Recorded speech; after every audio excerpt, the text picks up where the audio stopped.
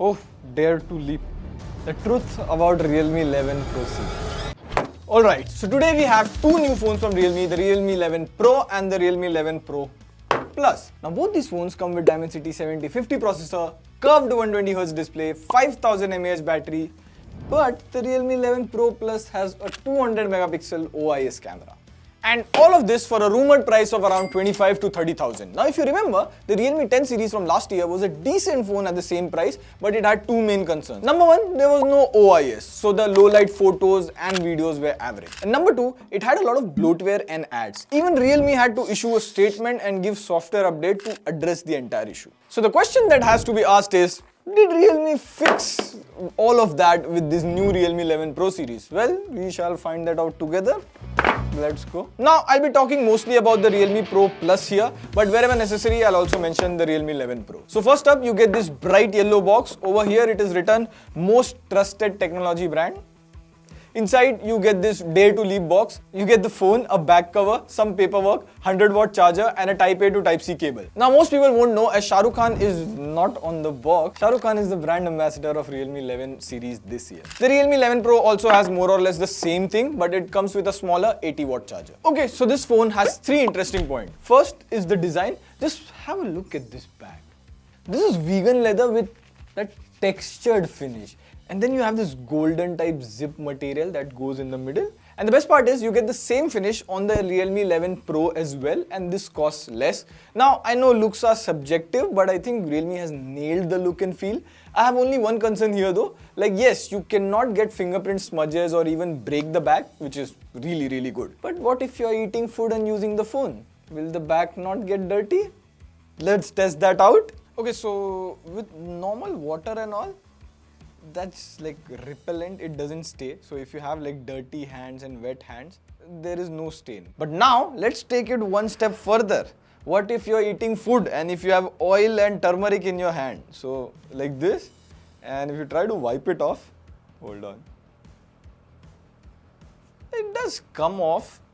Although I still had water in my hand, but you can see it gets yellowish. So yeah, you'll need to use a case. Or there is also going to be a green vegan leather edition and a normal matte black variant. You can opt for those. Second would be the display. So on both the phones, you get a 6.7-inch Full HD Plus 120Hz curved AMOLED display. So I'll play the trailer for the new Mission Impossible here and see the colors and brightness. It is so good. Plus you have a peak brightness of 950 nits. So using it outdoors during the daytime, the icons, messages and everything are pretty visible. Now my only concern with the curved display is protection. So see if I accidentally drop my phone. No, but if I did, the chance of breaking the screen is more. Plus you don't get tempered glass that easily for a curved display.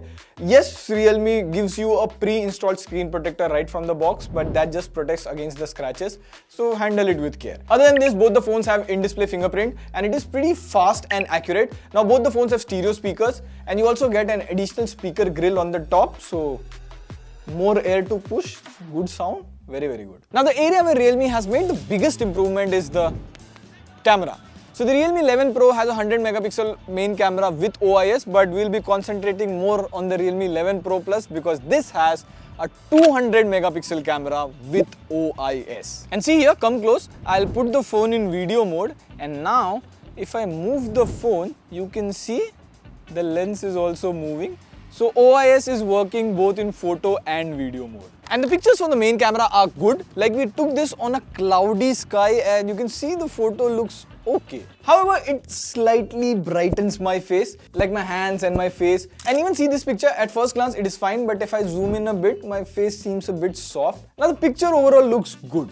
And I noticed something, we tried taking the picture of dried leaf quite a number of times, and most of the times, see the edges of the leaf? There is this double effect here. In photography, it is called ghosting, and this usually happens because of HDR processing. So not a big deal, but it can be fixed with a future software update. And I really like the portrait mode. The edge detection and all is pretty good. Now the biggest advantage of 200 megapixel camera comes in low light. So we click this picture in low light and I would say this is good. Other than these, there is also a 8 megapixel ultra wide angle camera and the pictures from it are good. Like the HDR color and all is fine. But again, if you zoom in, the pictures are a bit soft. And of course, you get a 2 megapixel depth camera. And coming to videos, you can shoot maximum in 4K 30 FPS, and this is how the video and audio quality is. And also for extra stabilization, stabilization, you will have to turn on super stabilization, but this caps the video up to 1080p. And see, I'll just walk in the park and see the video is so stable. Also, you get portrait video, which is good, but you can only go max up to 720. And then there is this auto zoom feature. So if I'm recording a video and I just tap on an object, it zooms on that portion. Also, you get a 32 megapixel front selfie camera that can record max up to 1080p 30 fps. And I would say overall the pictures are good. Like, it does slightly brighten my face, but still it's good. Now both phones come with a Dimensity 7050 processor. You get up to 12GB RAM, 256GB UFS storage. The base variant starts at 8GB RAM. And here's where the improvement stops. Because the Dimensity 7050 is basically a rebranded Dimensity 1080 from last year. Like, see, this is the Antutu score. It is very similar to Dimensity 1080. And that is not a bad thing as such. Because in normal day-to-day usage, watching movies, browsing the web and all of that, there's no lag or anything. And finally, let's go back to playing BGMI. So we'll play extreme FPS on smooth graphics. And oh, I'm about to jump. Let's jump in Pochinki. That was a good one. So it does get a little bit warm over here, but overall the gameplay was smooth. You are always around 59, 60, 58 FPS. Now the one place which needed the most improvement is software experience. And from my experience of 2 days, I would say Realme has under-delivered. So good things first, this comes with Android 13 right out of the box. Realme does promise 3 years of software updates and 4 years of security updates, which is a very, very good thing. But now, let me share some personal experience with the phone. During the setup, it gave me this option and I was like, okay, only 5 bloatware, not a big deal. But after the setup, see, I'll open the app drawer. You have apps like Mod, Josh, Snapchat, LinkedIn, etc, etc. But that's not all. See here, I'll just search for camera on the app drawer and see there are ads at the bottom. And of course, you have hot games and hot apps separately. Also see, now I'm in Play Store, you know, the official place to download apps from.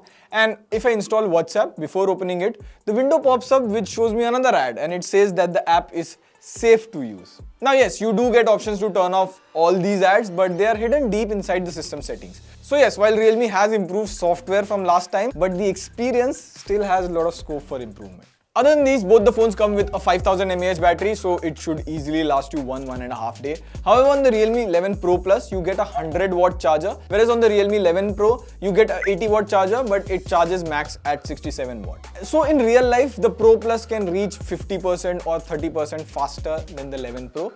You also get all the important sensor except NFC on both the phones. So what's the conclusion? Should you consider the Realme 11 Pro Plus? Did Realme fix the issues from last year? Well, yes and no. The cameras with OIS is definitely an improvement, but the software experience is still not up to the mark. And see, as of making this video, we do not have any confirmation on the price, but Realme Pro can come around 25,000, whereas Realme 11 Pro Plus should be under 30,000 in my opinion. And at that price, it is still a bit expensive. You get other phones like Moto H40 or the Nothing Phone 1, which is also very good. Let me know what do you think of these phones. On that note, this is Pradeep signing off. See you in the next one. Pew, pew, pew.